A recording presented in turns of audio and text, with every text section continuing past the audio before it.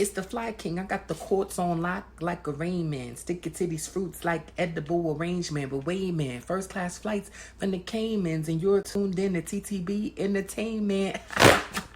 It's the Fly King.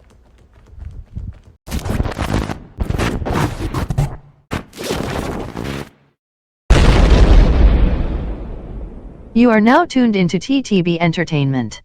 TTB disclaimer: the views and opinions in this video and comments on this channel do not necessarily reflect or represent the views and opinions by this channel's broadcaster. This program contains graphic material, including offensive language. Viewer discretion is advised. What's good? This is Scotty by Nature TV, and you are now tuned in to TTB Entertainment. This is The Panel, with host Bob the God, Aaron Wilds Out TV, and the voice of TTB.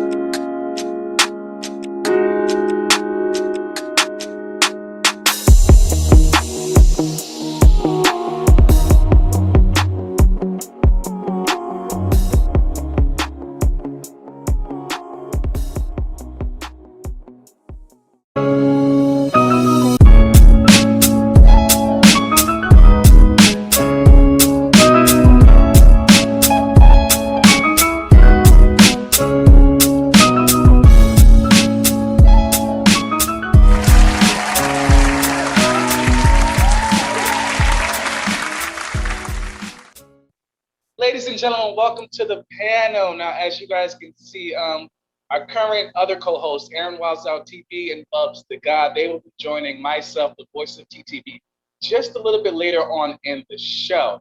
Now, today we have a very special guest. Listen, this guy is a celeb stylist. He's worked from everyone from reality TV stars to world heavyweight boxing champions. He's also a fashion designer with his own luxury men's brand, Shop Him. And, you know, he's been on lots of TV platforms, including the Look All Stars, the Shade Room's Shady Brunch, Fox Soul's Out Loud with Tonya Jordan, Real Housewives of Beverly Hills, Pop Fusion, Good Morning La La Land, and most recently on season 1 of Chasing LA.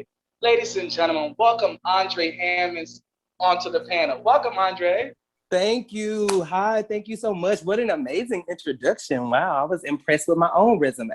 Okay, listen, that was a lot for me to get through just now. I was like, when does it stop? This guy is a lot. Not too bad from a guy from a small town like Summer, Tennessee, correct?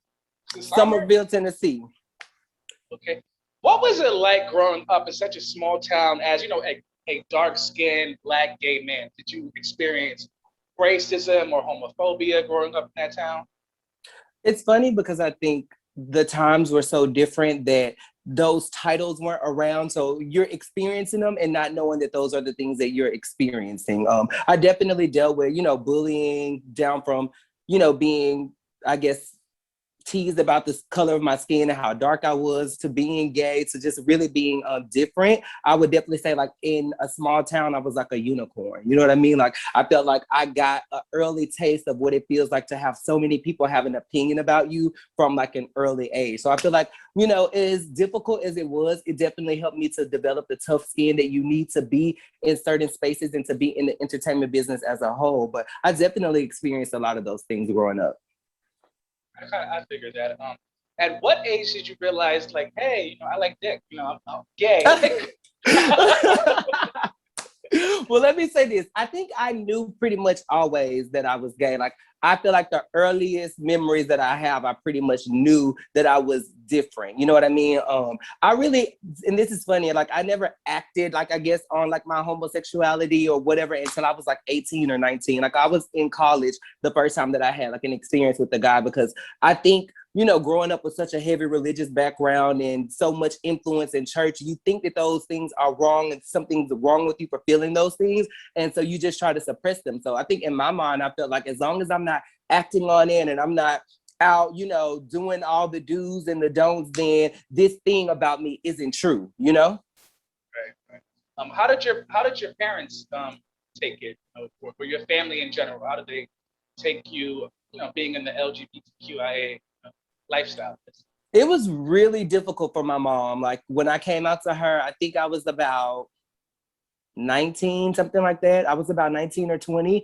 And it was difficult. It was a difficult time for us because we were from a small town. Like when I went away to college, I went to college with maybe like 5 people that graduated from my high school, right? And then so certain things that I was doing was making the information was traveling back home. So it kind of came to a point where my mom had heard certain things and the rumors were swirling. And by the time that I came out, it was just like a confirmation of what she had heard. But I think the part that was the most difficult for her was feeling like, how am I going to deal with this blowback in this town where everybody knows everybody and everybody's business is like out in the street? So I think a lot of her concern was, you know, how do I address this? Like, how are my coworkers going to look at me? How are the church members going to look at me? And I think it really, put us at a crossroads in terms of our relationship.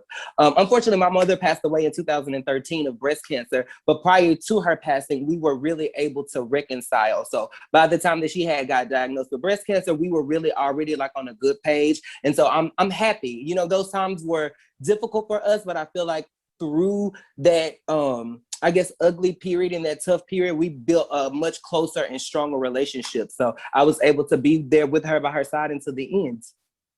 Well, I'm so sorry to hear that. We're going to be touching on that just a little bit later on in the interview. But once again, I'm so sorry for that. But why fashion? What made you want to get into that industry? You know, why? It was just honestly written in the stars. Like I remember growing up and I used to love, my thing was being able to pick out my own clothes because, you know, when you're growing up, your mom picks out your clothes and stuff for you, what you're going to wear to school the next day. And I was hell bent on wanting to pick my own clothes. Like that was a big thing or whatever. And also I think too, like when you're growing up and you're gay, like you idolize your mom in certain ways. Like I used to see her get up and get dressed and get her hair done and get her makeup done and look so pretty. And those things really held like a great influence on me. I used to always just kind of like to dress myself. And as soon as I got a job, I would, you know, go buy my own clothes and go to the mall and do all those things. So it really started really, really early for me. By the time that I gone away to college, I was studying dental hygiene and I found out that we had a fashion merchandising program. And I was like, wow, like maybe I could go and do that, you know? So I got into the fashion merchandising program. I started working like in retail. I think my first job was like at Abercrombie & Fitch or something like that. Mine too. Yours too, yeah. I was on the impact team. And we would, you know, come in at 5, 6 o'clock in the morning and replenish the store and do the mannequins. And I just got a really, I just developed a love for those things. Like being in the retail space, it felt comfortable. It felt natural to me. And so that's kind of really where I got my start in the fashion space.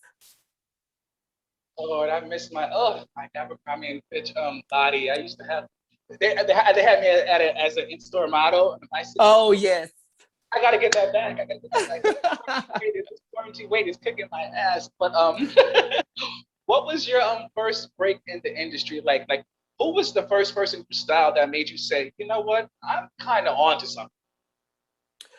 So when I moved to California, I moved from Tennessee to California shortly after my mother passed away around 2014. And I was still kind of at that space. I had, you know, really developed my career in retail. I was working on the management side, kind of like on track to go into corporate. But I was still trying to juggle what I wanted in terms of a career in the entertainment industry. Before I left Nashville, I had started to model professionally on the commercial and print side. I had a couple agencies that were representing me. So I was booking like little local gigs and stuff like that. And that was the first thing that made me be like, I think I want to be like in the entertainment business, you know? So I moved to Los Angeles. I was working retail and I met a fashion stylist. That particular guy, he was like looking for somebody to kind of help him out on a shoot. I went and did it. And from there, I was able to land my first client.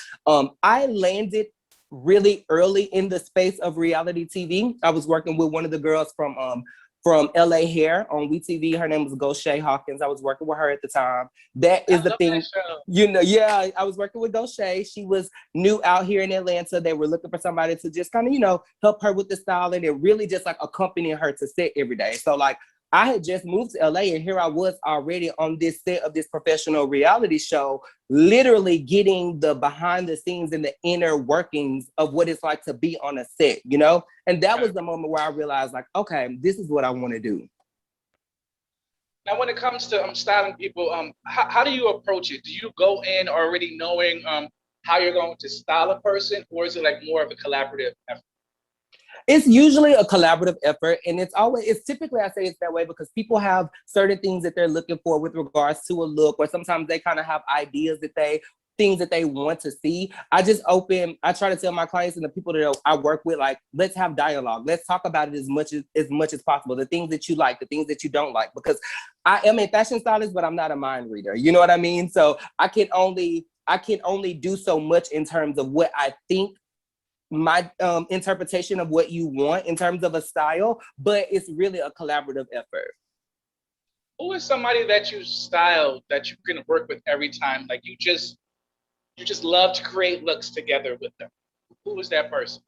That would have definitely been my girl Diamond ATL, formerly of Car Mob. She was like my second client, and during that time, she was working on Sisterhood of Hip Hop. And Diamond became like a sister to me. Like we would fight about the looks and fight about the clothes, and fight about the filming, and we would really have this like really organic and natural relationship. And I think it was just the funnest time of my life. Again, being on set, I was a new stylist, so I didn't have a lot of resources. I was learning the business or whatever, but she was willing and ready to go on that journey with me. And I think that was the coolest part. Like she was already established and solidified. I'm sure she probably could have worked with somebody else had she really wanted to. But I think just my energy, my spirit, and the hunger that I displayed, it made her really want to give me a chance. And we're still friends to this day. Well, that's the fuck, right? You got to maintain friendships in this industry. Okay, now, out of the following 3 people, who was, and don't kill me for this, but who was the most difficult to work with, okay? Oh. You have Dorit from Real Housewives of Beverly Hills, Farrah from Teen Mom, or heavyweight boxing champion Deontay Wilder. Who would you say out of those 3 is the most difficult? I would definitely say, and I won't say difficult, but I'll say very particular, was definitely Dorit. Dorit was definitely, this is a rich white woman. You know what I'm saying? Like she had a huge mansion in Beverly Hills. So that is going to be the person that's going to be very much like, this is what I want. This is how it has to be or whatever. And she basically like, told me this is what I want. You know what I mean? We were doing a magazine cover that I was fortunate enough to have documented for the show, which was really, really amazing. But she was also a lot of fun. I think, again, the experience itself was very fun. You almost expect a level of diva-ness when you're working with a housewife. So I was kind of like, please give me the housewife treatment. Like, yell at me, get mad at me. Like, I was, it didn't matter. She could have slapped me and I probably would have still been like, okay, what else do you want me to do, Dorit? That's kind of refreshing to know, because I know most people would have probably thought it would have been Farrah. Oh God, Farrah was the easiest. A lot of people think that, but Farrah was actually the easiest. We had just a lot in common. Her baby's father passed away on the show, and so we kind of had that bond of what it's like to grow up in a young age without a parent. So Farrah was amazing. People will be really surprised by that. They will be. What would you say is a fashion do and a don't, in your opinion? Like, no matter what, what's the one thing you should always do if you're going to go out, and what's the one thing you should just avoid it? Don't even bother wearing it. I think in terms of dues, like right now, what is really, really cool, especially with social media, is that like I feel like everything is a do. Like all the rules in fashion are kind of gone these days. Like people really do what makes them feel the best, what makes them feel comfortable. And I think that's the biggest fashion do, is like just rock what makes you feel comfortable. I think sometimes we get in our mind that certain looks and certain things we have to do because other people are doing them. But I think the biggest do is just having your own sense of uniqueness. I think that's the hugest fashion do. And I think a big fashion don't for me is just ill-fitted garments. I think fitting, like the fit of a garment is the most important thing, and just how it complements your body and overall. So I think just a huge don't is don't wear ill-fitted clothing. What is your all-time favorite era of fashion? 40s, 50s, 60s, 90s. I was born in the 80s, so growing up in the 90s, I was able to really, like Nickelodeon, all that, overalls, bright colors, even like windbreaker stuff like this was really, really big. I think the 90s for me was probably like my biggest fashion era. And the 2000s too. Now, I know I said no ill-fitting clothing, but the 2000s was about everything being baggy, everything being big, airbrushed. Your clothes basically swallowed you, but it's just something really nostalgic about it. Okay, who is a dream celeb you would love to style the most? Like, if you just wake up tomorrow and style them, who that person? It would absolutely be Michael B. Jordan. I would definitely love to work with. I love men's fashion, which is why I launched a men's line of clothing. Is because I love menswear. I love men's fashion. So working with guys is like typically like my thing. I also like musicians because I started like with Diamond. I would love to like work with the Migos because I think that would be really, really dope. They have a very interesting fashion perspective and they just seem like a lot of fun. Like, again, it just seems like it wouldn't be a lot of rules. That's a perfect segue because that was honestly my next question. I was going to say now in 2019, right? Correct me if I'm wrong, but in 2019, you launched Shop Him, your luxury men's boutique. What made you say, you know what, fuck it, I'm gonna start my own shit? By the way, I love the Dubai robe, the Onyx button up, the the icon bomber jacket, the opulent button up, and the shimmering tanks. Yes. Thank you. Oh my God. Thank you. Yes. I love Yes. I did launch it in 2019. It was right prior to the pandemic. One thing that I noticed as I was becoming more successful in my styling career and getting more opportunities was the opportunity that I was giving young designers and up and coming people with brands because of the cross promotion value of placements with influencers or celebrities or just creating good content overall. I realized that I was providing a value to them and that by not having a product, be it sunglasses, hat, a t-shirt, or whatever for myself, that I was missing out on an opportunity to build something for myself. Styling is great because, and doing costume and wardrobe, all that stuff is great because essentially I'm doing something that I'm good at and something that I enjoy doing. However, in building something and leaving something behind for yourself, it's important to have a brand. It's important to have a product because people, I was realizing, was starting to have a connection with me as a person and not just the work. And it gave me an opportunity for them to feel like they could be styled or have an opportunity to work with me and not be an influencer or be a celebrity. Now, when people order stuff from your online shop, it comes, right? It arrives in the mail, right? Oh yeah, listen, we have, hundreds of orders. You can check the tags. I know the content always looks great, but it's not all content that I've created. It's from our customers. I have customer reviews where they write me and say that they love the product. Actually, a dad just purchased from me a couple of days ago because it was his son's birthday and his son watches the show. He wrote me a really nice message on Instagram and I shipped the package out that same day. So the product, nothing that we sell is like drop shipped or, like from China or anything weird like that. Like I hand source everything. I work with these manufacturers. I work with these vendors. The Dubai robe set, our latest piece was specifically designed by me in collaboration with the manufacturer, especially for Shop Him. So for me, it's all about things that I would wear, things that I would use to style my clients, things that really speak to me. And I pack it up, ship it out, and you will have it within a week to a week and a half. Okay, I wanted to make sure because this is other designer, the JD collection who scams lots and lots and lots of people, including myself. I've been scammed out of $500. Yeah. $500. I hate to speak negative about JD because this is the thing. I've had a similar experience with him, but I've also ordered from him and gotten my product. So it's so hard. I just would say it's been a year. It's been a year.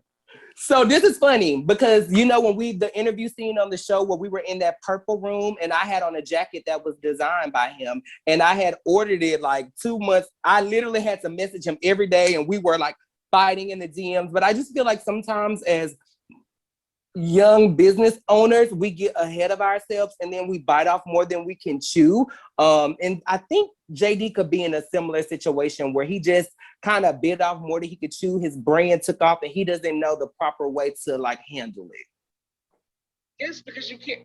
I'm suing. I'm in the process of suing him because you cannot take five. It's not like you took $20, $30, $500, Yeah. and then it never comes, and then you block the person. You block the person, you stop responding to their message. And then even when he does respond, it'll be kind of like nasty. And it's unfortunate because the designs are bomb. He's talented. I ordered from him when I competed on the Look All-Stars. I didn't have a single problem. I got my products. I wore it on the show. He used the content. And so when it came time to me to do something. Of course. I'm sorry to cut you off, but like you said, it was for a show. Yeah. I wasn't doing a show. It was just for a birthday. Like, yeah. If somebody during the show, a wedding or something like where he can't use it for promotion, you're not getting your products. Yeah. Yes. And it's definitely unfortunate. It's over at least 50 people that I've been talking to. And yes, like when I posted my picture, people started to DM me like, I can't believe you got your product from him because he scammed me. You shouldn't, don't align yourself with him, yada, yada, yada. So again, it's unfortunate. I have just a very interesting relationship with JD because I don't really know him, but I've ordered for him. We've had a couple exchanges. So I don't know. I think mental health issues are real, and we have to just keep that in mind. It's all right. If I ever see him, I'm gonna beat his ass. So that's all that matters. Okay. But we send out our product. So if you order from me, you will absolutely get it. And I told you I'm gonna throw in a little extra hat for you too. The famous dad cap. All right. So you ready to get into some things? I suppose. Let's dive into season 1 of Chasing LA. Okay. Woo! What made you sign on to the show in the first place? I was initially, I followed Q on social media, and that's honestly, I had never really heard of the show or the franchise, but one day, I think like shortly before quarantine, I had appeared on Claudia Jordan, and Q had reached out to me. He was in the process of moving to LA, and that was kind of the first time that I had a dialogue about being on the show. I was open to it because I first of all, I understand the importance of having a presence across multiple platforms, and I wasn't really in the YouTube space, so I saw the value in participating and just finding a way to expand. I started like binge watching some of the series during quarantine. I started by watching Dallas, and then I went and watched Atlanta, and I was intrigued. I saw people within this space that had legitimacy in terms of their career, that were absolutely talented and seemed like they were on an upward trajectory. And I thought like, okay, this could make sense for me to do it. Okay, really quickly, because we don't have too much time to dive into this next question, but how does it feel? Because you're the villain, right? People. Yeah. How does that make you feel that people hate you? They hate you. They fucking hate you. I know, they really do hate me. It doesn't really bother me. Number one, because I didn't know that I was the villain until it started to play. And I was like, wait a minute, I think I might be the villain now. Like, I just think, number one, because I know myself. And I think some of the things that people see that they consider to be arrogance or cockiness is just me being assertive and me really knowing who I am as an individual. And then when I see certain comments and the way that people receive me, it's always it's almost like reassurance, as weird as it is, for me to be who I am, because people will bend you and try to break you and try to make you what they feel like you should be. But I feel like the best decision that I made was being myself, like it or not. Yeah, because it switched. I would say in the beginning, it was like, King Payne was like the villain. And then then now it's you. So speaking of King Payne, so, you guys are at Hamburger Mary's, getting to know each other. What made you call King Payne Missy? Boop, boop, boop, boop, boop, boop, boop, boop. What made you call King Payne Missy Elliott? Why? I mean, the first night was really, really interesting. Number one, like you're meeting a whole group of 10 strangers for the first time, you filming the show, and everybody's gay. And like, let's just be real. Gay guys are not the easiest crowd to win over. So you're not just walking into no situation with a lot of gay guys like, oh my God, I just love everybody, yada, yada. Like your guards are already up. You looking for shade. You expecting it almost. You really thinking like, okay, I wonder which one of these bitches gonna try it tonight. Like, you know what I mean? Sometimes you do meet people and you have just an organic, natural experience with them. But I think sometimes, and especially for someone like me, like my walls are already up, right? Like I have a lot of just things where I'm like, I don't really have a lot of trust in people and stuff like that. So my guard is already up. Like I have people that I've known for like a year that don't know the inner details of my life. They don't know my parents are deceased, because I'm the kind of person, like, you have to actually really take time to get to know me before I feel comfortable opening up about things. So I feel like my initial maybe interaction with the group, that I was on guard. And I think because I was on guard, I was ready to strike at any moment. I feel like too, when you meet somebody like, that person, that their energy is already alive. It's a fan, it's a bubble coat, it's the laugh. So at that moment, I'm already just kind of like turned off, like, okay, girl, like, I'm not really seeing it for you. Not that person, child. The shade begins. So, according to King Pain, you were acting very allegedly high and mighty, saying that you were better than everyone, that everybody was beneath you. Is that true? That's not true. Again, that person, they are kind of like, it's like the game Two Truths and a Lie. It could be a little bit of truth, but it's actually wrapped up in a bunch of lies and a bunch of fabrications to benefit what it is that he's trying to convey. So I think that typically what he does is he takes a little ounce of truth, and then it becomes this big explosion of whatever he's created it to be under what could be a brain beneath his dreadlocks. Gosh. Okay, speaking of true or not, what's going on with the $10 drink? Did you really have a fit over a $10 drink? I'm like, what's going on, man? I love the $10 drink, child. First of all, I don't even know if the drink was $10 or not. This is what I can tell you, is that I spent over $100 at the table that night on food and drinks alone. So I know what I ordered. I'm going to check my bill. I'm going to make sure that things are accurate. Now, I don't know, like, it was 10 of us. So everybody ordered stuff. They put a couple things on the bill that didn't belong to me. I asked the waitress about it, and that's just, it is what it is. Like, I don't have to go dispute a $10 drink. If I didn't have any money, I just wouldn't order something. So I just thought that was funny that it kind of took on a life of its own. But sure, no, I spent like over $100 at the table myself. That sure did take a life on its own. That was like one of those things. I was like, what? A $10 drink? Like, what are we talking? And then I had to think about it. I was like, oh my gosh, I did ask. But the funny thing about it is the lady still didn't even take the stuff off the tab. So I still ended up paying for it. So it wasn't this thing where, like, my car got declined or I didn't have any money. It's like, girl, let it go. Okay. Why did you need an apology from Alicia regarding the cocaine comment when that comment was not directed towards you at all? The comment was a blanket statement. And I think if we go back and watch the scene when she said it, she didn't say, Jayla, you were in the bathroom doing coke. She said, y'all were in the bathroom talking shit. Y'all could have been doing coke. So I didn't know who she was talking about. Obviously, I got up and went to the bathroom. Jayla went to the bathroom.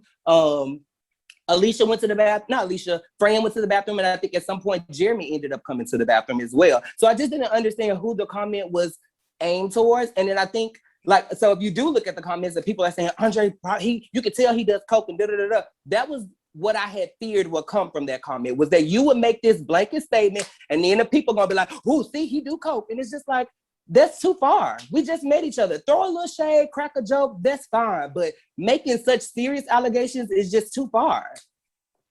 I'm so happy you said that people were going to say that, because that was the next question. Fans of the show, Andre, they believe in their minds, okay? Right. That you do hardcore drugs. Girl, so, good night. So and I take so offense to that, because I've never done a hardcore drug in my life. I gotta ask. So, listen, are you a coke head? Are you a meth head? Do you do Molly? Do you do Percocet? Do you pop e-pills? What's going on? No, I don't do any hardcore drugs. I never even smoked weed until I was like in my 20s. I grew up from a space where you went to school, you got good grades, and like we looked down on people that did drugs. It was like, what, you ain't in the top 10? Oh my gosh, you ain't in the top 5%? Where you going to college at? So drugs has never been in my life like that. My mom didn't do drugs. My dad didn't do drugs. I don't have any drug head family members. That's not the stock that Andre comes from. And that was why I had such an issue with the comment, is because I know that when people see this, they're gonna run with whatever you say. If she say, oh, he was in the bathroom doing coke, Now that becomes a whole thing. I just think it's absolutely ridiculous. But again, this is why I'm so happy that I'm strong and that I'm Andre, because the people will try to break you based off of what they think to be true in your life. And you can't break a bitch like me.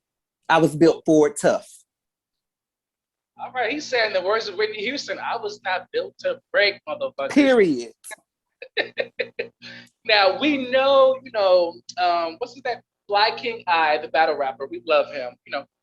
We know he's your good friend or whatnot, but everybody apparently hates the way he dresses. As a stylist, what do you honestly think of the way he dresses? Be honest. Listen, I love Fly King I, and I love that he is comfortable to do him. Everything that he wears, I might not necessarily wear, but I feel like something that he wears, he absolutely pulled it off. In his interviews, where he had his little Burberry shirt on with his designer crossbody bag. Number one, the bitch drops a coin. Unlike some people who go, and purchase off-brand Balenciaga t-shirts and Calvin Klein shirts from Amazon, the Fly King goes to the stores and buy his merchandise. So I can definitely respect him for that. And I think definitely, I love like the scarf over the head. I think, he just has a swag and a style of his own, and it's for him to like. Yo, you are giving me the best segues tonight, because speaking of Amazon, what is with the shade with you and these Amazon workers? Why are you?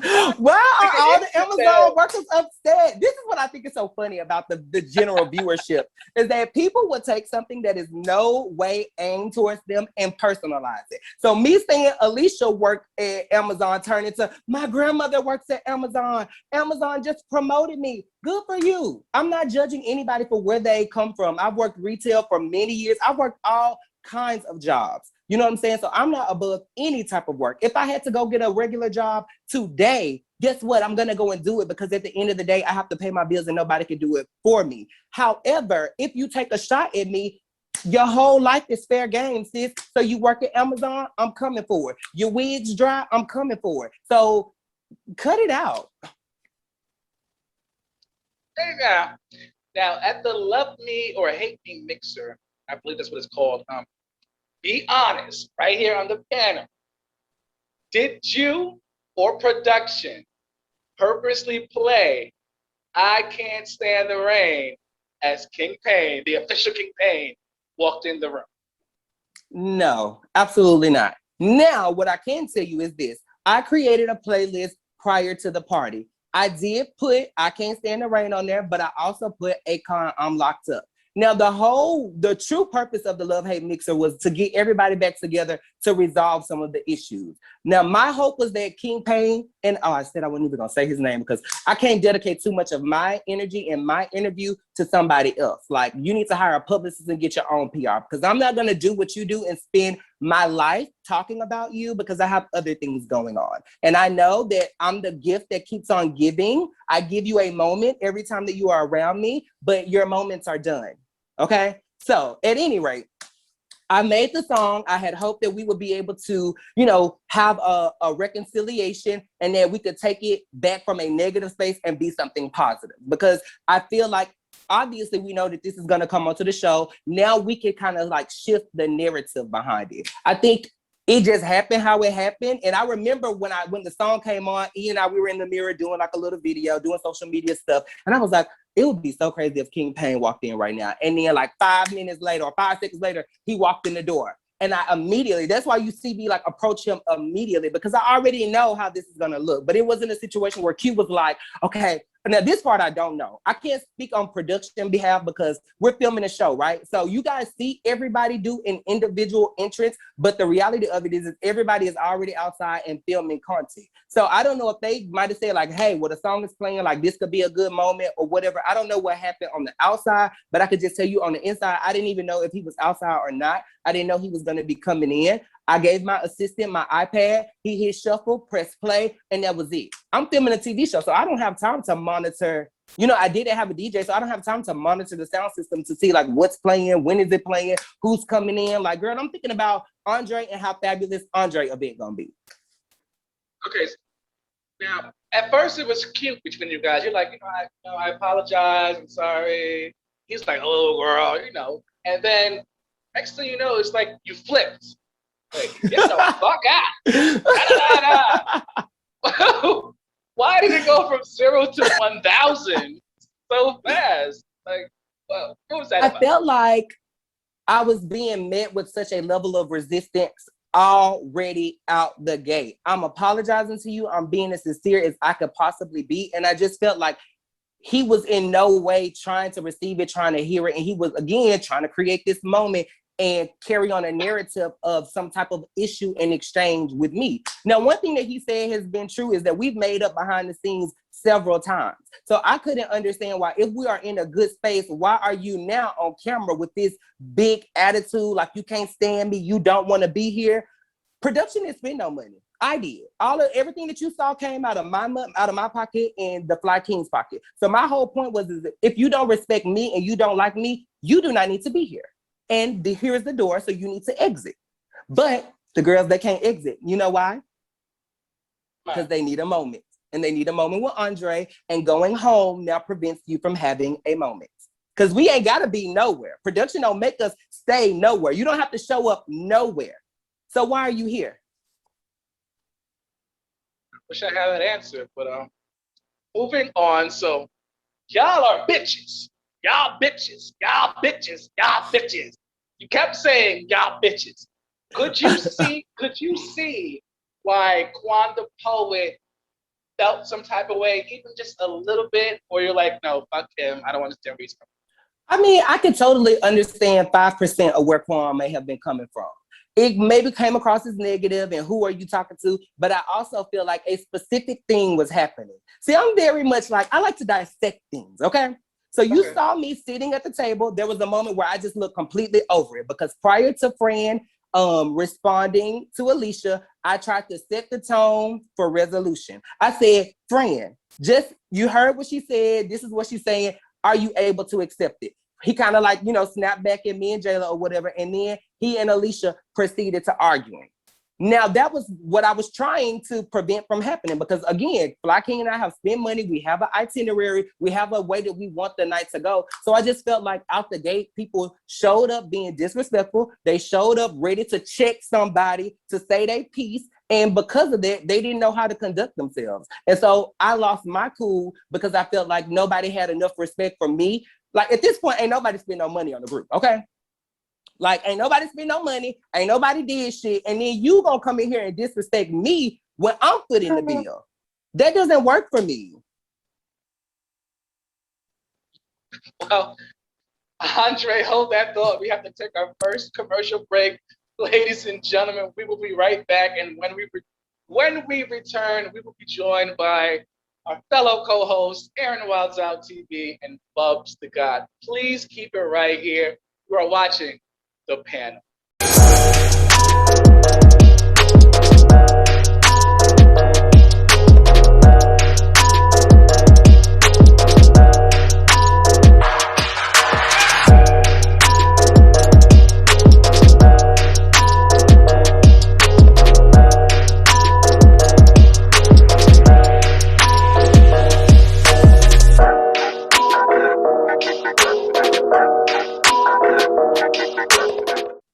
Ladies and gentlemen, and we are back here at the panel with our special guest, Andrè Hammonds.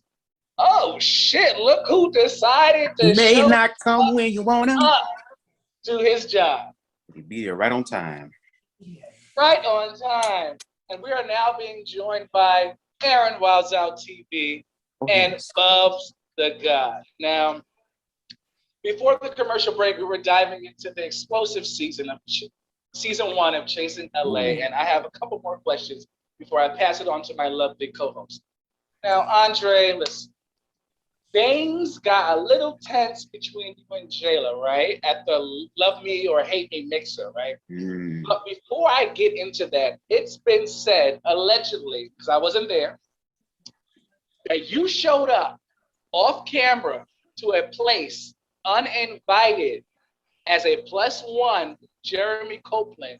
You showed up to a place called Tequila's, to King Payne's table, and that night you tried to fight Jayla. Is that true? It be the victim impact statements for me.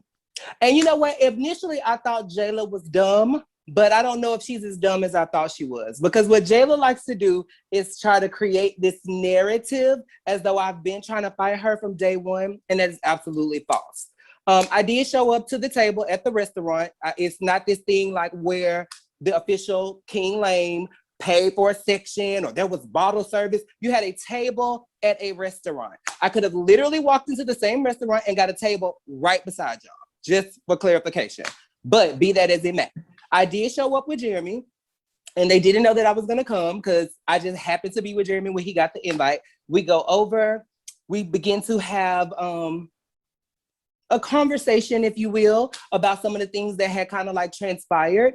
And that's where Jayla and I's initial conflict started that night. Maybe she felt like because I was not, one thing about me is I don't really mince my words. And I think because I am very passionate, and like sometimes if I'm trying to prove my point or have something to say, like it may seem like I'm turning up or something, but sometimes it's just like, I'm just serious about what I'm saying. I move my hands naturally when I speak. I have a loud voice. My voice is already high pitched. So if I'm very much serious about something, I'm gonna be into it. So maybe she felt like I was coming at her, but then she started saying, well, if you hit me and yada, yada, yada. And I'm like, Jayla, who the fuck said anything about hitting you? Like, what are you talking about? I'm clarifying what you're saying, and you on some other shit right now. And I feel like what she does is she goes and tell these stories to try to like preface that, oh, he tried to fight me several times before the fight happened. He transphobic because he tried to beat me up at Tequila's. And it's like, girl, hang it up. This is not about you being trans. This is, you need to learn how to be respectful. And if nobody taught you, you're gonna learn that lesson from me. He said, hang it up, picture frame. Okay. So the drink that started World War motherfucking 3. Okay. Now, what went through your mind when Jayla threw that drink at you? The drink is very triggering. Like even now when I talk about it, like my heart starts to race in, like, because it's a situation like, number one, I've never had nobody throw no drink in my face. I don't know the type of people like anybody else hang around, but I have never had a drink thrown in my face. And then to know that it's happening on camera, I was completely embarrassed. I was humiliated because I felt like, what are you doing here? How did we get to me asking you to leave if you cannot respect me, to you throwing a drink in my face? Because I feel like that is an off-kilter response. So if we're talking about who does coke and who's irate, to me, that feels a little more along lines with that. Somebody just out of the blue throwing a drink in your face while you were just stuffing your face with all of my food 5 minutes ago. Like, I don't understand. So I was very much embarrassed. I was pissed off. I completely saw black and I lost it. Now let's just be clear. The little smacks you gave her, the little that's not normally how you fight. I'm gonna assume. No, I mean, of course, held back. Well, I absolutely held back because I would have ripped Jayla a fucking part in there. I wasn't, even when I was getting ready to hit her, when I grabbed her open hand, it wasn't to slap her. It was because she thought she was finna run away. And I was like Scorpion Mortal Kombat on her ass. Get over here. You're not fucking leaving. I told you to leave at first, but you're not gonna throw the drink and leave. Now you better get your ass back over here because we got a conversation to have. Who took off her wig? We didn't see nobody who took off the wig? I didn't see that. Did you guys see that? I didn't see that. You guys saw that? I mean, the wig was removed. It came off how it did, and she left with it off her head. But who took it off? You took it off? That open hand, that's what I did. I didn't hit her. I snatched her wig off her head. To be honest, and again, like I felt like she was trying to run out of there and get away from me. And at that point, I just felt like, you're not gonna escape me now, girl. Like you've done this. You've opened this door. This is what you want.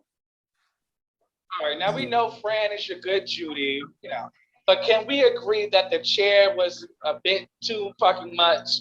Right? Well, I believe the chair would have been too much had it been released or had it actually been used as a weapon. I feel like in terms of an intimidation factor, it just is what it is. I feel like right when I was having an argument with Quan, nobody had a problem with King Pain coming around and them trying to jump on me. So I just always find that it's very interesting that nobody has recourse or repercussions or is held accountable for what they do. But when somebody defends me, that's an issue. Okay. So let's talk the season finale, King Pain's product launch. You arrive, you know, people, they want you to apologize for your actions. You get really emotional and you break down. Andre, why the tears? Like, why did you get so emotional in that moment? I'm just gonna be 100% honest with you. When Jada threw that drink in my face, that hurt me. Okay, I was humiliated, I was hurt, I was embarrassed. That was maybe 2.5 weeks before the finale. I wasn't even gonna go to the finale because at that point, I was still processing all of this. You know it's gonna come out. I have family members, friends, colleagues, people that are watching this show, and I have to deal with the fact that this bitch threw a drink on my face and humiliated me. So I didn't want to go to the finale taping because I felt like I wasn't ready. I wasn't really in an emotional standpoint. After that night, after the fight, I had to been up in my apartment until like 4 o'clock in the morning, pacing around, pissed off, calling people, crying. Like I was like on an emotional roller coaster because I never experienced that before. I didn't know how to process that. So when it came time for the finale, I wasn't prepared to see Jayla or to even deal with the conversation at hand. I wasn't ready, but I was kind of persuaded to go, just, you know, doing all the circumstances. It was like, okay, this is going to be the finale. This will be your last time to speak your piece. I went. I felt like immediately upon everybody trying to have a conversation with me, nobody has any accountability but me. It's apologize to the group. Well, certain people in the group showed up with an attitude. Quan showed up nasty with a nasty attitude. He didn't even want to dress in the color scheme. So to me, you can see the pettiness before we even get started. So why would I want to apologize to people who, again, have spent no money on the group while my card is down, and you gonna come in here and disrespect me? And you think now I have to come to a party and apologize to y'all after somebody has thrown the drink in my face? To me, it was ridiculous. I think if the conversation had started with, you know what, we're going to get Jayla in here and we're going to have her apologize to you. And then we would like to have a conversation and maybe you can apologize to her. I think the conversation would have went a lot different. But making me the focal point of the apologies we were off to a wrong start. That was just the wrong road to even go down. Well, I'm glad we at least know now there was the color scheme. So I'm going to have to go back and look at that episode. So, yeah, because anyway, when they were in the salon, Jayla asked Alicia, or what Alicia asked Jayla, well, are you gonna wear red? She said, I'm gonna wear whatever I want to wear. Like, and even on the invitation, it didn't say you better wear red. It was like, please wear something red. You could have wore red flower in your hair. You could have had red nails. It was just to be festive. But again, people are so unwilling to even be cooperative. And then they wonder why I might have an attitude. It's ridiculous. All right, so you see, you see Jayla having fun, eating, enjoying herself. Mm-hmm. So you go off on her, like literally said in your confessional, like, oh no, this bitch is having fun? Mm-hmm. Why not just keep it moving? Like, why did you even entertain that? Like, she wasn't bothering you. She was minding her business. She was staying away from you. You minding your business after you throw a drink in my face. So yes, her having fun was absolutely triggering to me. I am in here in anguish, fucking storming out of a business, crying because of what you have done to me. And now everybody is telling me, because let's be for real, in certain states, throwing a drink on somebody is like physical assault. So I feel like you have assaulted me. And here you are outside. You smiling, girl? You having fun? You taking pictures? You eating tacos? Oh no, bitch. We finna stop having fun right now. This ain't Taco Tuesday, bitch. Right. All right. So Alicia pulls out a knife, and you are still trying to get to her and Jayla. I didn't really get that. I'm like, did you want to get cut, or did you actually think she wasn't gonna cut you? I wasn't really concerned about the knife. Number one, and this is what I find to be so interesting, because at that point, I'm super pissed. I feel like Jayla, you know, be it right or wrong, the situation set me off. Now, I can't say that my action was right and that I was right to feel how I felt. I can only tell you why I felt that way. Now, that aside, following the fight at the Love Hate Mixer, I reached out to Alicia directly because you remember her and I had made up at the party. So I messaged her and I said, hey, you know, I don't want whatever's going on between Jayla and I to derail where you and I are headed. I've apologized to you. Can we just move forward? She wrote me back and said, I would love to still move forward. So when I saw her at King Pain Party, I was completely taken aback that now you are wielding a knife at me. because nobody was trying to jump Jayla. This is still Jayla and I situation, okay? Like Jayla, no shade, and this is not trying to be funny. She's bigger than me. She's taller than me. So it's not like she at no disadvantage. Like I'm just this big old man beating up on her. Like to be for real, if Jayla got pissed off enough, the bitch probably could take me. So it's not like, you know, it's this mismatched dynamic. So I didn't understand why Alicia was inserting herself and then you're wielding a knife.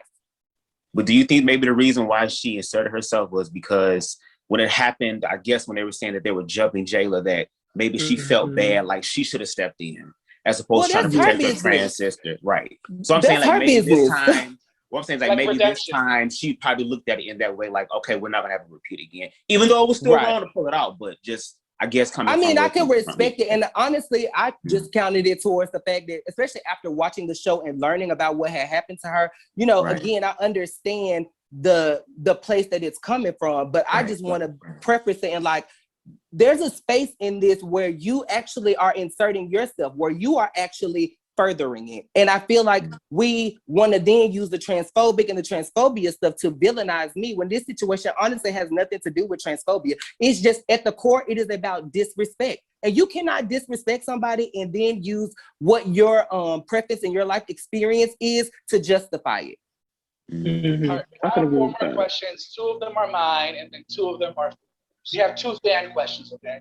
So one question is, so I'm sure you are aware of this whole Imani Vanzap review drama, you know, whole issue that's going on. How do you personally feel about Imani, her reviews throughout the season? I think her initial reviews, I definitely did not. I wasn't here for it. I wasn't here for the attack on the show. I wasn't here for the conversation about some of the production value of the show, because I feel like some of the same production opportunities we had, the franchise has them across the board. Like prior to me coming, they had sound issues. Prior to me coming, they had visual issues. So I just didn't even understand where some of that commentary was coming from. It was kind of like pot calling the kettle black type of thing. I just didn't really understand it. With her critique on Q, I felt like, again, it seemed a bit overboard, like the commentary about what Q was in the entire episode. If we're talking about a 37-minute episode and Q was in 5 minutes of it, I don't really necessarily understand that. I think Imani, in my opinion, at that point in time, and I don't know because I've never met her, I've never spoken to her, occasionally she comes across as above reproach, that she thinks that she knows and is intuitive enough to figure everything out. And sometimes there feels like there's not a space for her to be educated. Woo! The fans are going to eat you alive for that comment. Anyway. Really? I feel like she thinks she's above reproach. That's my opinion of her. I feel like sometimes I respect it. Listen, one thing about it is if the fans gonna be mad, child, the fans is mad about everything. So I love y'all, but y'all stay mad. So okay, there's just something else to add to the list, I suppose. Okay, speaking of transphobic comments, YouTuber Raising Finley wants to know, why are you so quick to misgender someone when you are angry? When was I so quick to misgender someone? The only time I misgendered somebody was on the final episode, and that was after a drink had been thrown in my face, a knife was wielded at me, and all types of other disrespectful things have happened. So I feel like if I was so quick to misgender somebody, it would have happened, we would have saw it happen well before episode 8, which was 6 months into filming. I guess what they're trying to say is why do that anyways? I mean, I don't necessarily agree in misgendering people. I've never even had that experience. And the thing that I feel about the label transphobic is that somebody has to have a recognizable pattern that you can identify to say that this thing has happened multiple times. I had one incident where, yes, I did go maybe below the belt in misgendering her. However, I feel like you're wielding a knife at me. You cannot dictate to me. No one can dictate to me what I will and what I will not say when somebody is basically trying to assault me with a deadly weapon. Like, that's ridiculous to me. I didn't misgender her and then she pulled a knife. This bitch was waving a knife already. So at this point, you're already low. I'm gonna match your level of lowness. Misgendering her is no less worse than this bitch pulling a knife on me to physically assault me. And you're gonna do it on camera? Come on. And even the enthusiasm that she spoke of it with in her interview. Oh, I got my motherfucking knife and da-da-da-da-da. Like, she was eager. and excited. I'm not excited about this stuff. I talk about it and I get anxiety and I get pissed off because this should not be happening. But they talk about it with enthusiasm. And these are the people that I have to be around for a filming. Right. Now, last fan question is, YouTuber Beyond the Horizon wants to know, are you taking any anger management classes? I'm not presently taking any anger management classes, but what I will say is I would be open to it, and that I am open to the opportunities that I have with my style of communication. I feel like people that know me and that interact with me regularly, I think they understand it. And so maybe I don't always get a lot of pushback on it. However, I can say that seeing myself outwardly, I can see how my delivery might not suit everybody. But I feel like even within that, in most spaces, I try not to disrespect people unless I feel disrespected. I can't justify every action that I've made, everything that I've done. I'm not proud of everything. However, what you saw was me feeling in most cases like I'm being pushed against the wall. All right, Bubs the God, floor is yours, my man.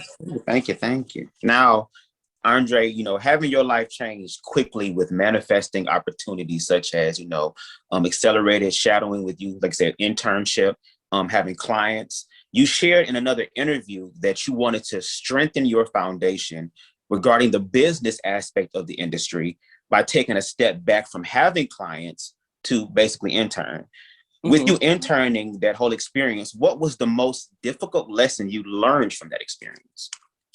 It was definitely, and this is so funny because people are probably going to say I need to experience it again. It was very much a humbling of Andrè. When I was interning, I was basically reduced to doing whatever somebody else said do. I had already been in a space where I had 2 clients that were on reality shows where I was a part of production daily. I filmed 2 seasons of Sisterhood of Hip Hop. The first season, I didn't really make it to air. The second season I did, but I had filmed 2 seasons of a show and been around LA hair. So by the time that I went and worked with this other stylist, it was definitely a humbling experience. I think the trade-off was it that she had, I think at the time we were working with Yara Shahidi, Big Sean, Janae Aku. She had heavy hitter clients. And I don't typically reference that because I've heard a particular cast member say, oh, I work with the talent that I work with doesn't afford me the opportunity to go on rodeo. It has. Okay. I just don't need to toot that because it's not work of Andrè. And I know when your platform is built off the backs of others, it's easy to say what someone else should do, but Andrè made Andrè. Okay. Come on. I like that answer. All right. Here's my second question. Now, and I'm just curious, during your internship or internships, during that experience, have you ever had a client or talent like just flat out disrespect you? And if so, how did you handle that situation? It's funny because that particular stylist flat out disrespected me. And I cussed her ass out to the point where she tried to blackball me, where I was interviewing for jobs and the people were writing me back saying, well, this person gave you a negative reference. So I am no stranger to being in situations where people cannot receive what I have to say. But I'm about truth, I'm about honesty, and I'm about fairness. One thing I can tell you is that if you roll back the tapes, you ain't gonna hear Andrè tell no lies. Because I don't speak about things that I don't know about, and I'm not gonna go lie on somebody. But I will hold you accountable for truth. And especially if your truth or your inability to acknowledge the truth has an effect on Andrè. Now we got a problem. And I don't care what your platform is, who you think you are, or how you think that position puts you above me, I'm not gonna deal with it. Right. Okay. So I love it. Okay. Now, this question here is going to be a little bit deeper. So if you don't feel comfortable, you don't have to answer. Like I said, I want to make sure everybody feels, respected. Okay. And kind of keeping with the theme of life changing. Sometimes this roller coaster called life can take a hard and difficult turn for the worse. You shared in another interview that in 2013, your mother unfortunately passed away from breast cancer. And I want to share my condolences, sincerely. Losing a loved one comes with indescribable feelings and an even more difficult experience to get through.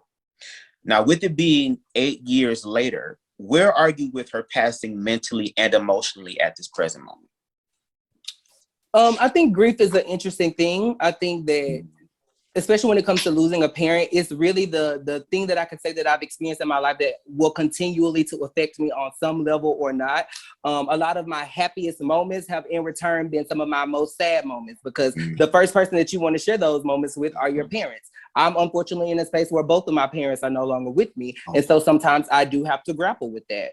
Losing my mom was definitely probably the most difficult thing that I've ever been through. And being in that space in my life really was a very challenging time for me. It wasn't until I moved to LA that I started to feel kind of like myself again, and that I was starting to like regain some of the footing in my life. And I still, I have challenges sometimes, certain milestone moments roll around and you can't help but think about it. You know what I mean? So, but I do feel like I'm a lot stronger today than I was obviously the day that it happened. I just think that in that, when the moments come, I just try to honor her as best as I can in my life. And I just try to keep her spirit and her memory alive. And you're doing a good job. You are. Thank you. Mm-hmm. Condolences, my condolences. Yes, it's sincere. Thank you, guys. Thank you. Now, on the season finale, you shared with us in the confessionals. It's kind of linked to like with the question that Trap asked you, but like I said, I like to go a little bit deeper in things. You shared with us in the confessionals that when those at the table at King Payne's product launch event were telling you what you need to do, you know what I'm saying, in reference to the drink being thrown on you, you said that you felt triggered. Looking back at the situation, have you done some self-reflecting on discovering what the root of the origin of those triggers are? Not just the fact that that happened to you, but where do you think that comes from, like in a deeper place? You get what I'm saying? I think, yes, absolutely. I think in a deeper place, it's the feeling of not being heard.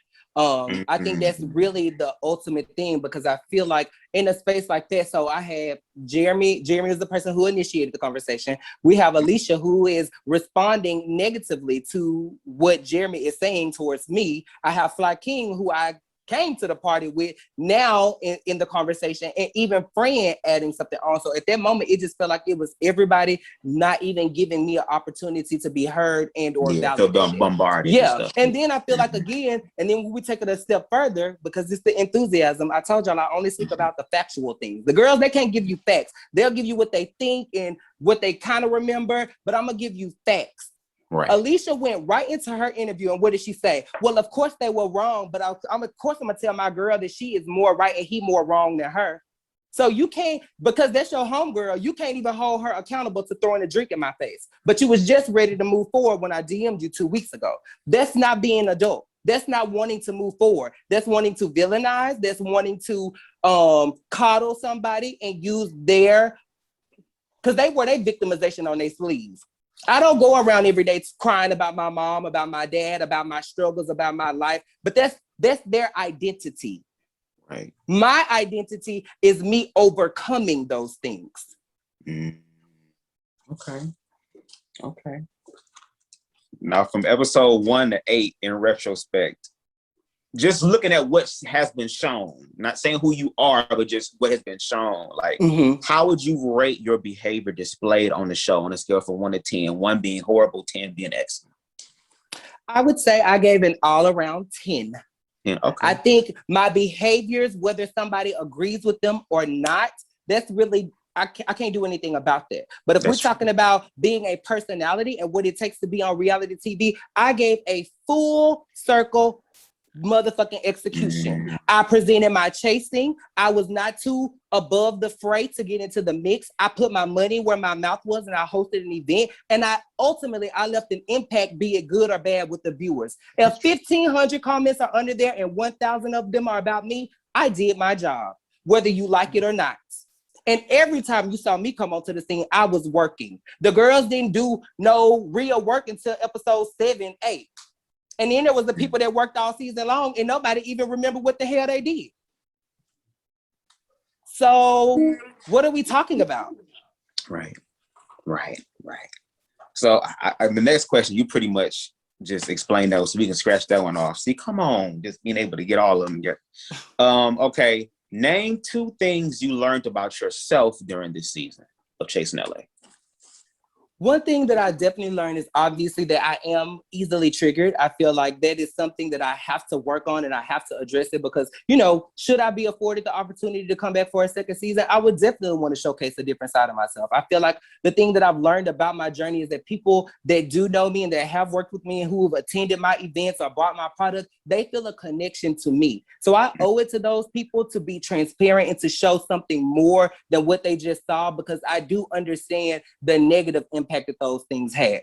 Be it that they were true to me or not, I have to think in the grand scheme and the grand picture, and I owe those people more of myself. So that's one thing that I definitely learned. And I think the second thing that I learned is that, you know, I'm tough, like that I can still, that I can handle things, that I can be under pressure and I can still deliver. Going through this process is not easy. The time commitment is not easy. I work in costume and fashion design. Sometimes like I wasn't even able to get a haircut because I'm on a 20-day movie shoot and we gotta film. We work 12 to 14, sometimes 16 hours when you're filming a movie. And you work it 5 days a week, just like you would a traditional job. So if I've been on set for 5 days and we have a taping on Saturday and I don't have time to go get a haircut, I got to make it work in a goddamn pandemic. Yeah.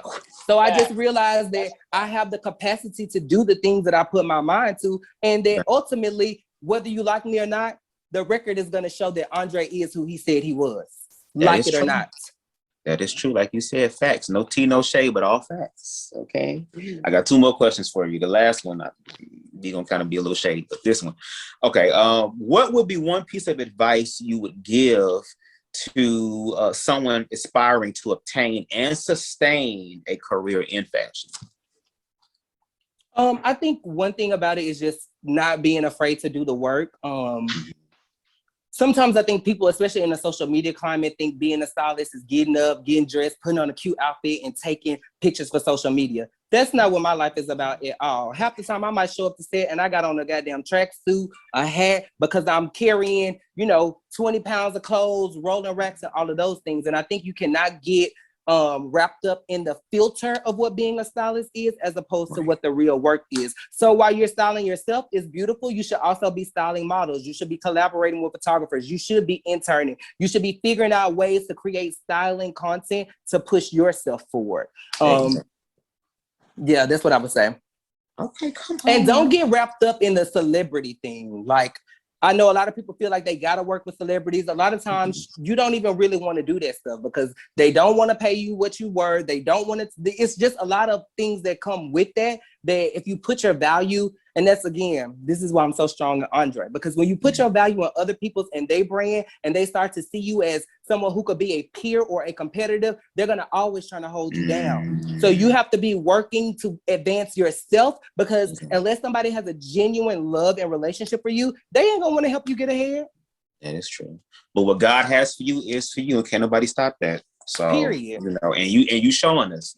So we appreciate it. Now, this is the last question. Now, it's kind of shady, so you can respond however you feel in your spirit. Once again, no questions off limits, right? Okay, so if you had the opportunity to give King Payne, Alicia, and Jayla just one piece of advice, what would that one piece of advice be?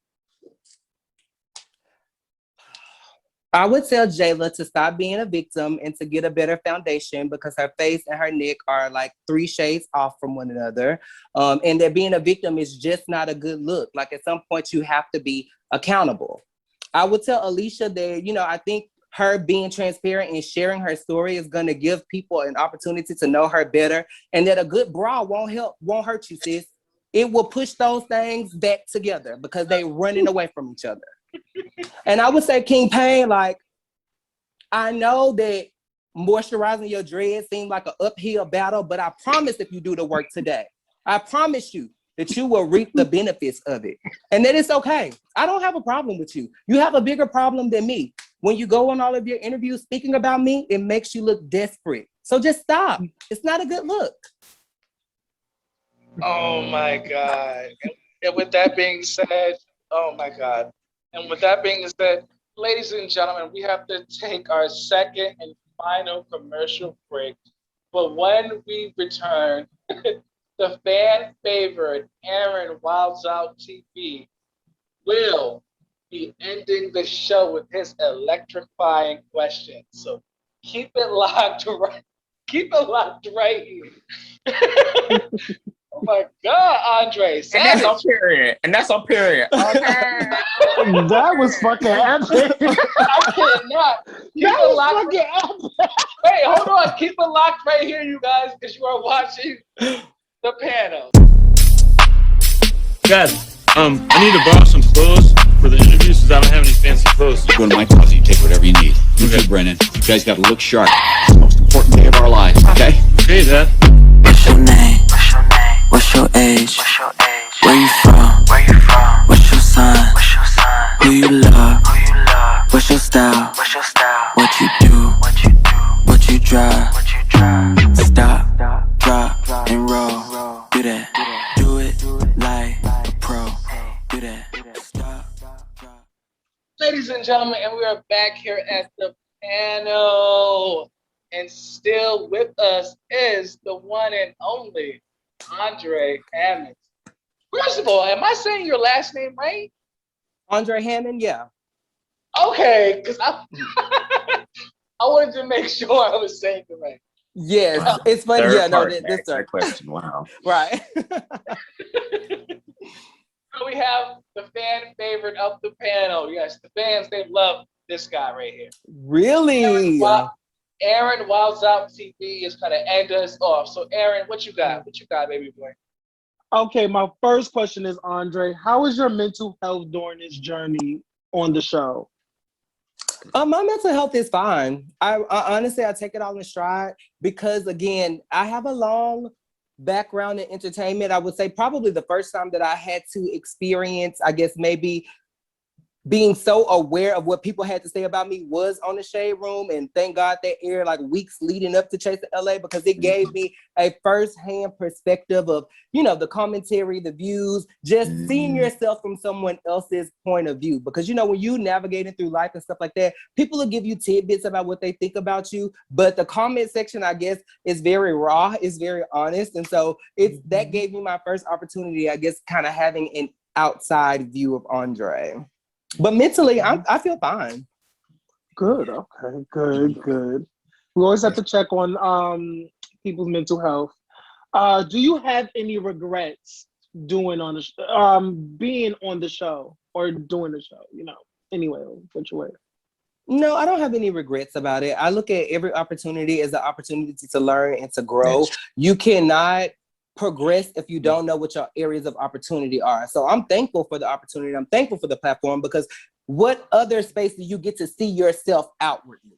And especially in such a full encompassing perspective. Like, you know, it's different if you're creating content for yourself or, you know, I think especially with Andre, because I think what was probably so shocking to most people, and especially like people that follow me or again that have worked with me, is that they know me to be one way because that was a very well-crafted image of myself that I worked on for years. I think this was the first time that people got to see me a little bit with the veil down and for it to be so raw. And so I think it was shocking to some people because they only knew me for the way that I had crafted myself to be. But being in this space, I had to see myself for everything that I am. Okay. Yes, that's Bible. All right. My next question is, how are you feeling going into the reunion? And who are you not looking forward to seeing? And who are you ready to bury the hatchet with? It's a two-parter. You know, it's funny because as the weeks have gone by and the show has aired, I go through moments where I feel like I'm absolutely ready to be there. I can handle it. And then I feel like there are moments where I feel like I'm not ready. I can't do this. I can't handle it. There is a high level of negativity, you know, obviously that's involved in this. And in being okay, I learned how to protect my space. You know what I'm saying? Like, I try not to be in the comment section too much. I try not to watch the reviews and to get wrapped up in all of that because some of that stuff can have a negative like outlook for you. And so I think I've been trying to like detox from some of that stuff in preparation for the reunion. So I don't know. I just have to see when I get there how it all plays out. In terms of resolution, I'm open to resolution and reconciling with, I guess, oh God. I think I'm ready for for resolution and reconciliation with most of them. The biggest thing for me is just accountability. I think if people are not ready to be accountable and to be honest, then I don't know how it's gonna go. That makes sense. I can't really dictate that. But if people want to come and have honest conversations and things are two-part, then I should be able to resolve with most everybody. I think it might be the easiest to resolve with possibly Quan and Alicia, because I really wasn't upset with Alicia. I can forgive even the knife thing. It's room to speak there. I feel like it's funny. I see you The Voice. I think, and this is why, I feel like my issues with both Quan and Alicia were never really an issue for me. I feel like the things that happened with King Payne and with Jayla, especially over the course of time, the interviews, the statements, the lies, I think I have a more personal relationship with them than I do with Quan or Alicia. Right, more personal investment, right, gotcha. Okay. All right, my next question is, now hearing both sides, what's your point of view of the situation between Jeremy and D. Hawkins? Ooh. Talk your shit, Aaron. Snatch the cat back. Talk your shit. Did you know I'm they were confused. fucking or not? I didn't really know that they was fucking. I towards the end, I started to kind of like hear rumors that they had been together or whatever. Obviously, we're filming the show, so production had asked a couple times, and those were really the only times that I knew. Like, I mind the business that pays me, so I'm not really worried about nobody else. I'm always worried about Andrè, so it was never anything that I really gave a damn about, to be honest. But once some of the stuff happened in front of me, I naturally had an opinion about it. One of the questions that I had was, nobody knew that Quan and Jeremy was friends. At least I didn't. So I found it to be interesting because outwardly everybody knew that Quan and D. Hawkins were friends. So I didn't understand how Quan had this high level of loyalty to Jeremy that he did not afford to D. Hawkins. We saw him and D. Hawkins opening up and sharing together. Until the fight, when have we ever seen Quan and Jeremy together? So I just didn't understand was if that was actually your friend and somebody that you were building a genuine connection with, like, why doesn't he have any of your loyalty? Why doesn't he get any reciprocation? Why was it, well, I don't agree with this and I'm going to have to bring it up to Jeremy D because this makes me feel uncomfortable. Why did you have to go behind his back to relay that information without even giving him a heads up? I also feel like in the conversation, the thing with Jeremy, and I think we've seen this on the show, is that he want to say what he got to say, but he don't want to hear nobody else. And this is why Jayla and I even got into it, because he basically dominated the floor, as you heard him say, well, I don't need no side opinions, I don't need this, I don't need that, and proceeds to go off for 15 minutes. Mind you, this is my event and my space, but you dominating the floor, so okay, go ahead, we'll let you have that. But then D. Hawkins don't even get the privilege of responding. He can't respond because now you want a cupcake. You got to go outside. You need to FaceTime. You know, maybe you got to go outside and rehearse. I don't know. But D. Hawkins can't respond. Not rehearse. So I didn't really understand that at all. I felt like he definitely turned up on D. Hawkins first. As we saw him slam the table, it was odd. And I think maybe he was upset. He came and he felt like this was his opportunity to address it. But even if we're talking about it coming to the camera, D. Hawkins never even brought it to the camera. We didn't hear about the adult movie. We heard about the adult movie out of Jeremy's mouth. So I just didn't understand any of it. He said it wasn't a secret. But he also was upset that they were allegedly going to expose it on the show. So my point being that they didn't expose it on the show. You did.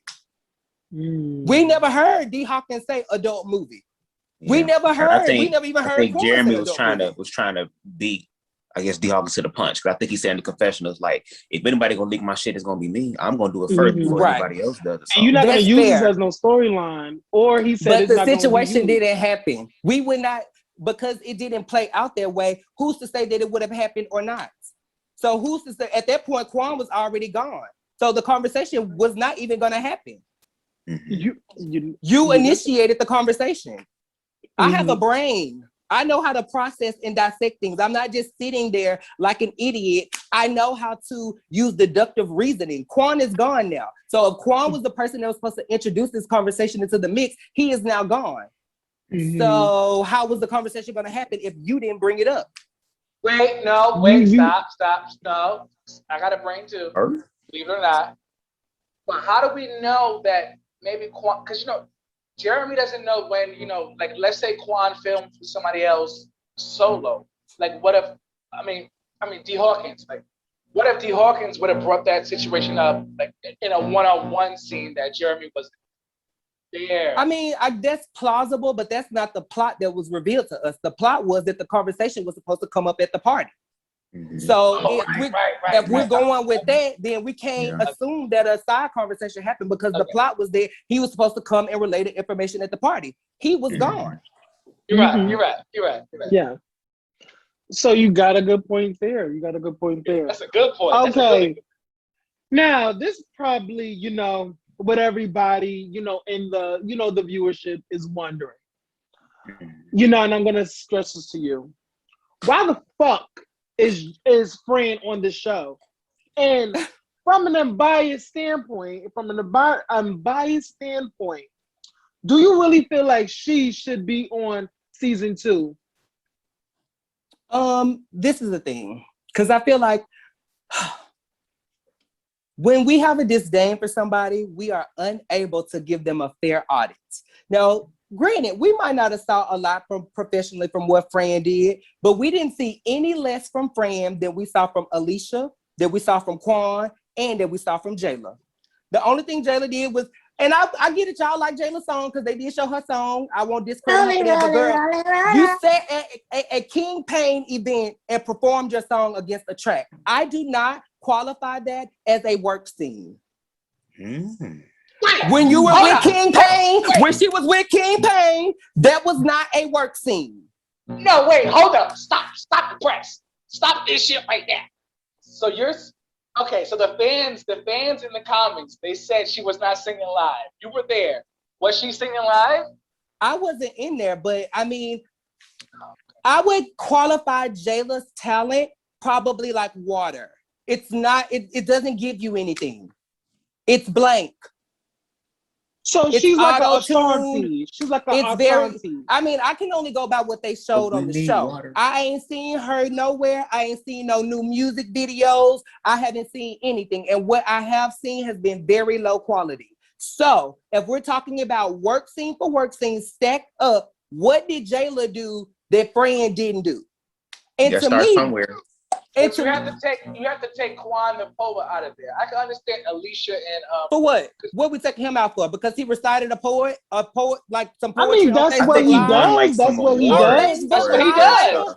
No, reciting poetry on Facebook Live on a TV show don't cut it. That's what I'm talking about. No, but he did actual actual poetry competitions, and I think he won one recently. We didn't see that on the show. I'm talking about on the show. Outside of your life, if you doing poetry on the show, great, good. But on the show, reciting a poem into Facebook Live for me does not quantify a work scene. But that poem was good though. But do you understand where fans are coming from? At least with Quan. I'm just talking Quan, not Alicia. I can give Quan the benefit of the doubt in the fact that yes, he does have merchandise. He did provide something, but I'm just saying if we talking about what is really a work scene, it really didn't move me in that way. I'm talking about you guys were going through COVID at the moment.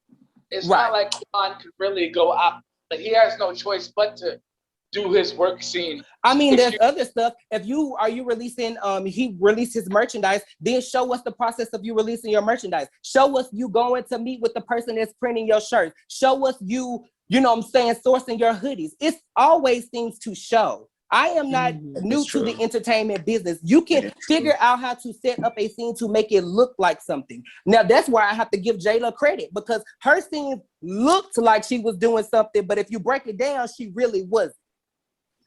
You did people got to start off somewhere. Okay, but what about the people who will say that their work scenes were lost? Like Jeremy said he submitted multiple work scenes. They were lost.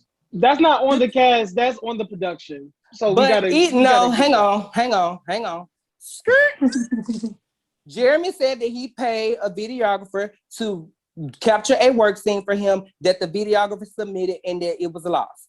I too, submitted some self-work scenes that I had filmed myself because I was on set and there were videographers present that could just capture it for me. And guess what I had them do? Send me the footage and send it to production.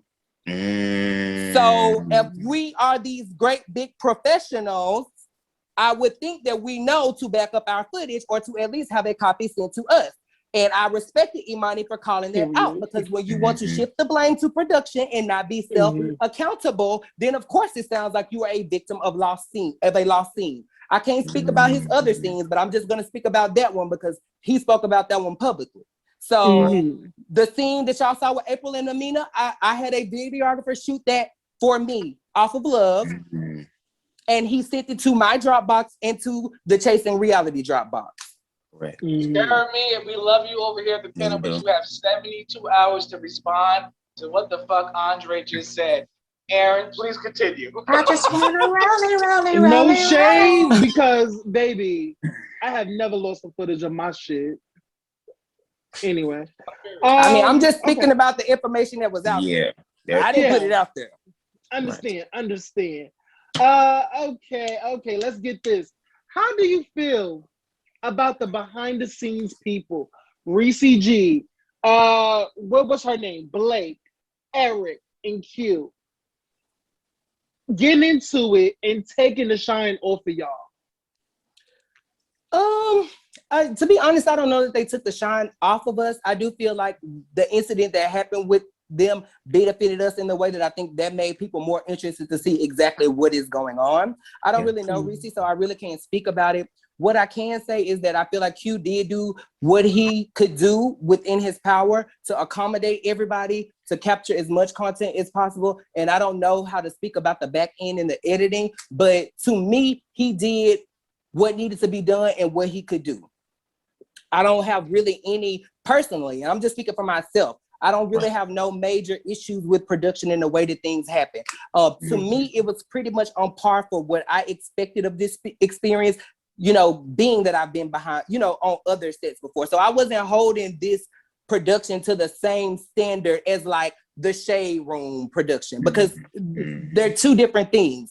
It wasn't like, I don't know, again, I can't speak specifically about the back end, but I don't know that they gave him, you know, $10,000 to go and produce a show. He had the same resources that everybody else had. So how could he produce a product that is allegedly supposed to be better than everybody else's? I didn't really understand it. And I understand that, yes, this is LA and this is Hollywood, but that makes it 10 times more difficult because people are not going to volunteer their time the same way that they would maybe in Dallas or somewhere else, because people work this professionally. And again, that's not to discredit nobody, because I feel like sometimes when you speak your opinion, people tend to get like a little offended. I don't want to offend nobody, but I can only speak the facts. Speak your opinion. I've been in this business. Yeah. Fact. It's a fact.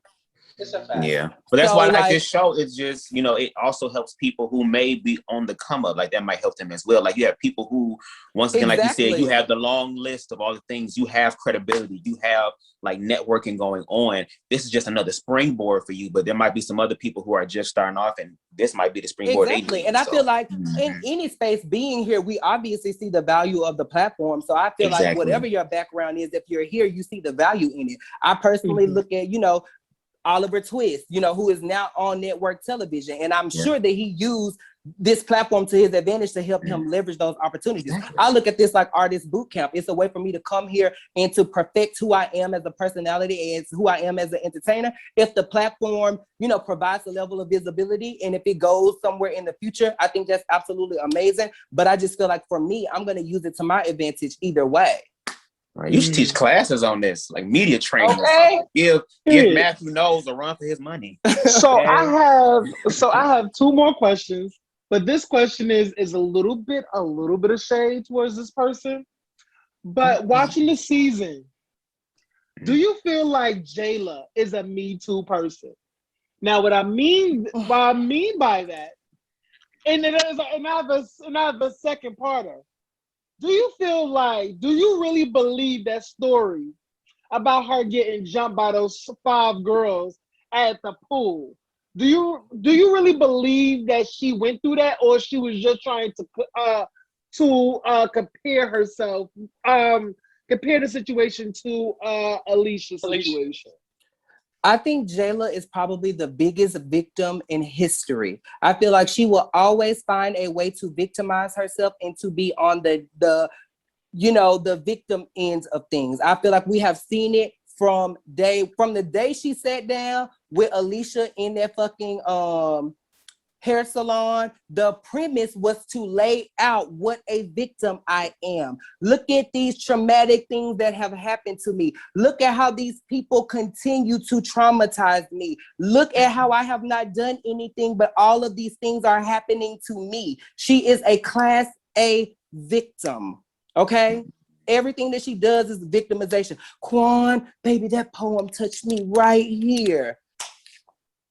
Girl, stop it. You're not a good actress. I know you've landed on Amazon Prime and some director felt sorry for you and gave you an opportunity, but your acting sucks. You're not a victim. You are a participant. You are an antagonizer. And I don't even mean it in a negative way. We all make mistakes. We all learn and grow. But cut that victim shit out. Because she sat her ass right on the corner talking to Mr. Right. Guess what? I threw a drink in this nigga face. So which one is it? Are you the aggressor or were you the victim? Because if I throw a drink in your face, would you say she has some narcissistic tendencies? Yes, everything is about her. And to answer your question, Aaron, I do think maybe perhaps the incident happened to her, but I don't think it was as simple as she was just sitting there like this helpless little lamb and they came and beat her ass. No, that bitch probably was being inappropriate, doing some shit that she didn't have no business doing. And they don't justify it, but I'm just saying. Because she did go on Imani and say, well, the girl did say I was flirting with her boyfriend. So which one was the girl? Was you sitting there not doing nothing, or was you flirting with the girl boyfriend and she beat your ass? Because those are two different things. And she did need to sit in that conversation with Jayla and make her trauma seem on the same level as Alicia. I have empathy for what Alicia went through. Any human being should have empathy for what Alicia went through. However, you getting your ass beat and you saying they didn't even know you was trans is not the same thing, girl. So take that little experience, tuck it away in here, and shut the fuck up. I've always wanted to get an opinion about that because, baby, I said the same shit. I was like, ain't no fucking way a group of girls is just going to jump on you for no fucking reason. For no reason. It's the victim impact statements for me. I don't know if these bitches write them down, type them up, rehearse them, and then they be like, oh my God, my trauma. I can't believe people are beating me up. No, girl. You out here acting a goddamn ass. And you just happened to stumble across me and I wasn't going to take that from you. Hey, you know what? I want to say one thing before Aaron hits his last, and it's okay. This is no offense to Jayla. I don't like to be a biased person, but if you really watch the show, she really did hype Andre's situation. Like, oh, I was jumped. Girl, you were not jumped. Like, you really. I'm sorry. I don't want to. So my thing is, and this is okay. Alicia out of the equation. Let's say her PTSD and she was triggered, so she wasn't able to defend Jayla. So everybody else just go. I believe that, but so that's my point. So everybody else just sat around and watched Jayla get jumped because we have production there. Q was there, so Q just stood by and let you get jumped. You don't have a problem with Jeremy. Jeremy just stood by and let you get jumped. Nobody touched you. And also, I feel like the clarification on it is she didn't even ever say she got jumped. Alicia said it to her. And then she said, oh, they jumped me? So, girl, you got jumped and you didn't realize that you got jumped? She did say that. She said that. I told y'all I'm not going to speak no lies. I'm going to bring you the facts of what happened. And now you make an informed decision. Because I feel like with transphobia and, attacks on trans women, if you see one thing, you just automatically go here. But if you take a moment and really unfold what happened, this ain't about transphobia. I never made a transphobic comment until episode 8. And at this point, we have now fast forwarded to you having a knife. So where is this transphobic behavior episodes 1 through 7? Yeah, I was definitely on your side. I definitely agree with you that you had every right to defend yourself. And I felt like everybody was just like, we're gonna go back to the question, but I really had your back on that. throwing a drink in somebody's face is literally a physical act. That's like the same as slapping somebody and spitting on somebody. Yeah. And I feel like Jayla should have never picked. There's no amount of words that Andre said out his mouth, even if he was screaming at the top of his lungs, should never warrant somebody to throw a drink in somebody's face. Because if you throw a drink at somebody, I mean, what do you expect? Girl, you threw your drink in my face during COVID. Yeah. Bitch, you threw your drink in my face during a fucking pandemic. And who knows how many cocks you have stuck before tonight. And you're gonna throw your fucking drink in my face? That is completely disrespectful.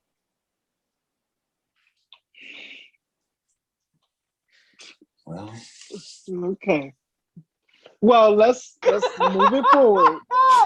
Let's move it forward. So going back to the first night, and you know, there was many people saying that you and King Pain was throwing the whole black ugly thing, you know, back and forth, back and forth. Oh, I'm so glad you asked that.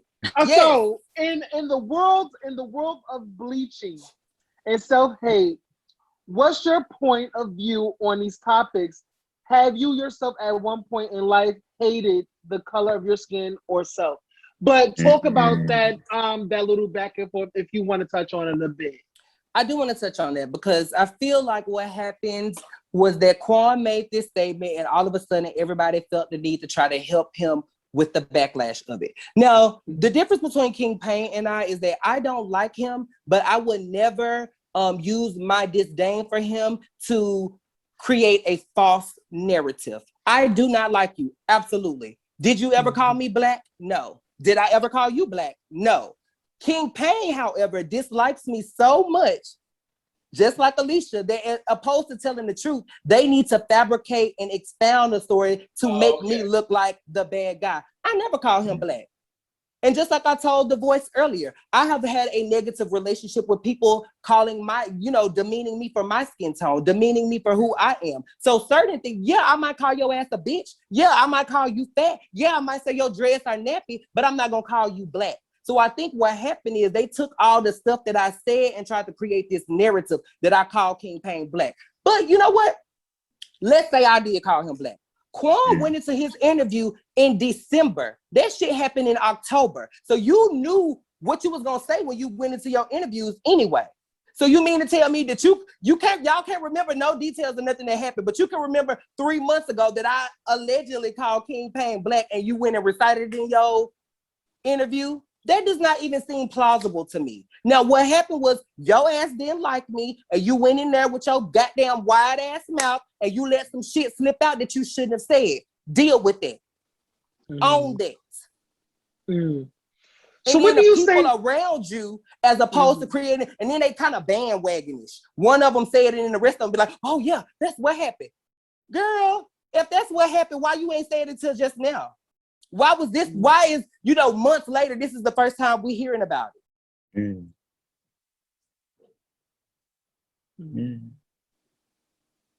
You froze, Aaron? You good?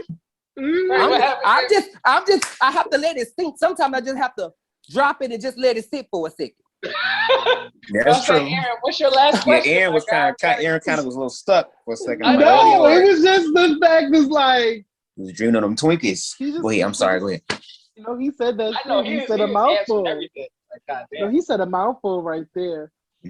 But on the fact of I think I asked you the question. Like in the world of people bleaching and self-hate, what's your point of view on those topics? And have you yourself at one point in life hated the color of your skin or yourself? I don't know that I've ever hated myself or the color of my skin, but I have absolutely felt insecure and I have, definitely had self-doubt based around those things. I would probably say definitely in my early adulthood, once I started to realize, my confidence, who I was, people saying, oh, you should be a model, you should do this. I really didn't have that type of a doubt. And I've always held myself to a high esteem because I feel like people have tried to belittle me. People have tried to tear me down. So I've built a thick skin and a very awareness of Andre in the way that I've never been self-hating. So I know somebody said, you're very much self-hating, self-doubting. That's not me. I don't have to self-hate me because I love every part of me. And yes, there's a lot more of you to love than there is of me, but I still love me. I like the ending here, though. Yes, I live for that. So my last and final question. Going in, I know y'all about to film the reunion, but let's talk about season 2. Are we gonna see a change in Andre? Is gonna be the still same old Andre? Or just a better version? Like, what are we expecting going into season 2?